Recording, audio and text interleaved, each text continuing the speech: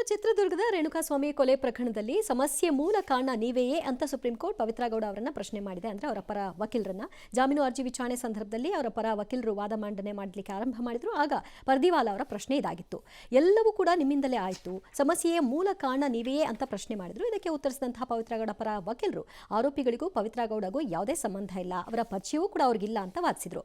ನ್ಯಾಯಮೂರ್ತಿಗಳು ಪವಿತ್ರ ಗೌಡ ವೈಯಕ್ತಿಕ ಮಾಹಿತಿಯನ್ನು ಕೂಡ ಕೇಳ್ಕೊಂಡಿದ್ದಾರೆ. ಇದಕ್ಕೆ ಉತ್ತರಿಸಿದ ವಕೀಲರು ಪವಿತ್ರ ಗೌಡ ಫ್ಯಾಷನ್ ಡಿಸೈನರ್, ಸ್ವಂತ ಸ್ಟುಡಿಯೋನ ಹೊಂದಿದ್ದಾರೆ ಅಂತ ವಿವರಿಸಿದ್ರು.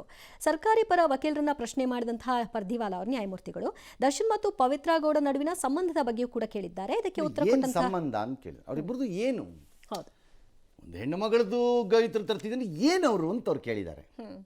ಸೊ ಲಿವಿಂಗ್ ರಿಲೇಶನ್ಶಿಪ್ ನಲ್ಲಿ ಇದ್ರು ಅನ್ನುವಂತಹ ವಿಚಾರವನ್ನು ಅವರಲ್ಲಿ ವಿವರ ಕೊಟ್ಟಿದ್ದಾರೆ. ಆಕೆಗೆ ವಿವಾಹ ಆಗಿದೆ, ಮಗು ಇದೆ, ಅದು ಡೈವರ್ಸ್ ಆಗಿದೆ, ಇವ್ರಿಗೂ ವಿವಾಹ ಆಗಿದೆ, ಇವ್ರಿಗೂ ಒಂದು ಮಗು ಇದೆ, ಅದು ವಿವರ ಕೊಟ್ಟಿದ್ದಾರೆ. ಎಸ್.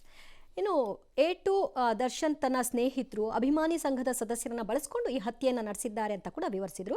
ಇನ್ನು ನಟಿ ರಮ್ಯಾ ರೇಣುಕಾಸ್ವಾಮಿ ಕುಟುಂಬಕ್ಕೆ ನ್ಯಾಯ ಸಿಗುವ ಭರವಸೆ ಇದೆ ಅಂತ ಇನ್ಸ್ಟಾಗ್ರಾಮ್ನಲ್ಲಿ ಸ್ಟೋರಿ ಒಂದನ್ನು ಹಂಚಿಕೊಂಡಿದ್ದಾರೆ. ಅವ್ರು ಯಾಕ್ರಿ ಬಂದ್ರು ಇದ್ರೊಳಕ್ಕೀಗ, ಏನೋ ಅದು ಅವ್ರ ಇಷ್ಟ. ಇನ್ನು ಸ್ಟಾಗ್ರಾಮು ಅವ್ರ ಕೈಯಲ್ಲಿದೆ, ನಾವ್ಯಾರು ತೂಕದಲ್ಲಿ KG ಲೆಕ್ಕದಲ್ಲಿ ಮಾತಾಡೋಕ್ಕೆ, ಅವರೇ ಇಟ್ಕೊಳ್ಳಿ ಗ್ರಾಮ್ನ. ರೇಣುಕಾಸ್ವಾಮಿ ಪಾತ್ರದ ಬಗ್ಗೆ ಅವರು ಮಾತಾಡ್ತಾ ಇದ್ದಾರೆ ಕೋರ್ಟಲ್ಲಿ. ಹಲ್ಲೆಯ 3 ಸೆಕೆಂಡ್ ವಿಡಿಯೋ.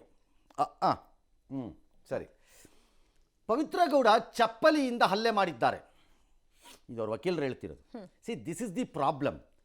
ಇವರೆಲ್ಲರ ಬೈಲ್ ಅಪ್ಲಿಕೇಶನ್ಗಳು ಲೋಯರ್ ಕೋರ್ಟಲ್ಲಿ ಮೂವ್ ಆಗ್ತಿದ್ದಾಗ ನಾನು ಇದನ್ನೊಂದಿನ ಅಂದೆ, ಎಲ್ಲರ ಬೈಲ್ ಅಪ್ಲಿಕೇಶನ್ ವಾದದಲ್ಲಿ ಅಂದರೆ ಮ್ಯಾಜಿಸ್ಟ್ರೇಟ್ ಕೋರ್ಟ್ ಲೆವೆಲಲ್ಲಿ ಒಂದು ಹಂತದವರೆಗಿನ ಈ ಕೃತ್ಯದ ಘಟನಾವಳಿಗಳನ್ನು ಒಪ್ತಾ ಇದ್ದಾರೆ ಎಲ್ಲರೂ ಅಂತ ನಡೆದಿದೆ ಅನ್ನೋದನ್ನ ಒಪ್ತಿದ್ದಾರೆ.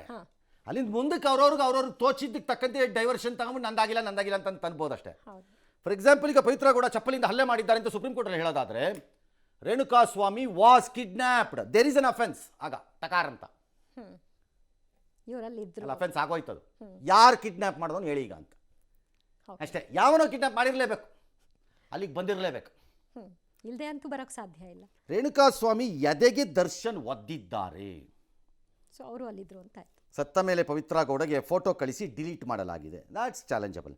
ಆರೋಪಿಗಳ ಮೊಬೈಲ್ನಲ್ಲಿ ಹತ್ಯೆಯ ಫೋಟೋಗಳಿವೆ, ಯಾರೋ ರಿಕವರಿ ಮಾಡಿದ್ದೀವಿ. ಲಾಠಿ ಮೇಲೆ ರಕ್ತದ ಕಲೆ ಇದೆ, ರೇಣುಕಾಸ್ವಾಮಿದ ಕಲೆ ಇದೆ. ದರ್ಶನ್ ಜೊತೆ ಫೋಟೋ ತೆಗೆಸ್ಕೊಂಡಿದ್ದಾರೆ. ಪ್ರತಿಯೊಬ್ಬ ಆರೋಪಿಯ DNA ಮ್ಯಾಚ್ ಆಗಿದೆ. 7 ಕಿಲೋಮೀಟರ್ವರೆಗೂ ಪರಿಶೀಲಿಸಿದ್ದೀವಿ. ವಾಟ್ಸಪ್ ಮೂಲಕ ಮಾತಾಡಿದ್ದಾರೆ. ಡ್ಯಾಶು ಎಲ್ಲ ಅವರು ವಿವರಣೆ ಕೊಟ್ಟಿದ್ದಾರೆ. ಯಾರು? ಮಾನ್ಯ ಸರ್ಕಾರಿ ವಕೀಲರು. ಇಲ್ಲಿ ಪ್ರಾಬ್ಲಮ್ ಆಗಿರೋದು ಎಲ್ಲಿಂದ ಅಂದರೆ, ದಿ ಬಾಡಿ ರಿಕವರಿ, ಅಲ್ಲಿಂದಾನೇ ಪ್ರಾಬ್ಲಮ್ ಸ್ಟಾರ್ಟ್ ಆಗಿರೋದು ಈ ಕೇಸ್ಗೆ.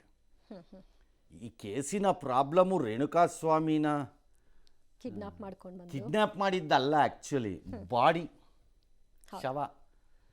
ಅದನ್ನು ಹೇಗೆ ಆಯಿತು? ಎಸ್.